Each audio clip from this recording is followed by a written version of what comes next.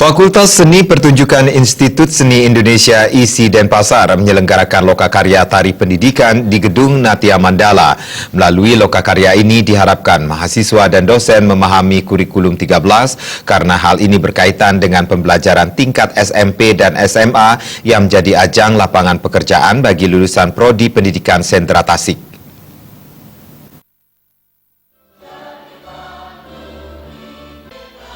Menurut Ketua Panitia Kegiatan Rinto Widiarto, kegiatan lokakarya ini merupakan program kegiatan tambahan dari hasil asistensi kegiatan kerjasama di Manado. Kegiatan ini digelar dalam rangka meningkatkan mutu dan status program studi pendidikan Sentra Tasik sesuai dengan standar pendidikan tinggi untuk menghasilkan lulusan yang unggul, berkualitas, dan berdaya saing tinggi. Melalui lokakarya ini diharapkan mahasiswa dan dosen memahami kurikulum 13 karena hal ini sangat berkaitan dengan pembelajaran tingkat SMP dan SMA yang menjadi lapangan pekerjaan bagi lulusan Prodi Pendidikan Sentra Tasik. Di samping itu diharapkan mahasiswa dan dosen mendapatkan pemahaman tentang tari pendidikan untuk tingkat menengah. Ini juga merupakan upaya mempertahankan kualitas yang baik dari program studi pendidikan Sentra Tasik setelah mendapatkan akreditasi A pada 18 Agustus 2017 lalu.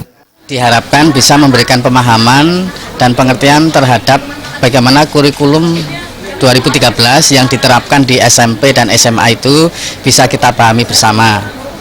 Dan oleh narasumber yang kedua, Dr. Robi Hidayat dari Universitas Negeri Malang, ini kami harapkan bahwa pengertian tentang bagaimana mencipta tari pendidikan itu penting dan bisa memberikan pahaman bagaimana atau apa bedanya tari pendidikan dan pendidikan tari, karena dua kata ini berbeda. Nah, ini yang kadang-kadang masih ada perbedaan pemahaman, sehingga dari narasumber ini kita bisa harapkan bahwa pengertian kedua istilah itu sangat berbeda.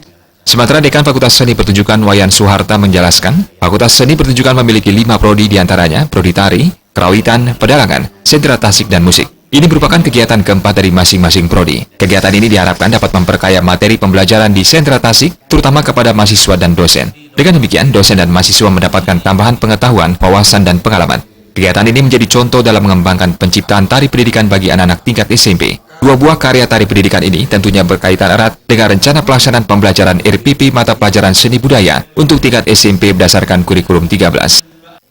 Nah, sesungguhnya ini kan untuk memperkaya jadi materi pembelajaran kita di Sentra Tasik. Nah, jadi terutama kepada mahasiswa dan dosen.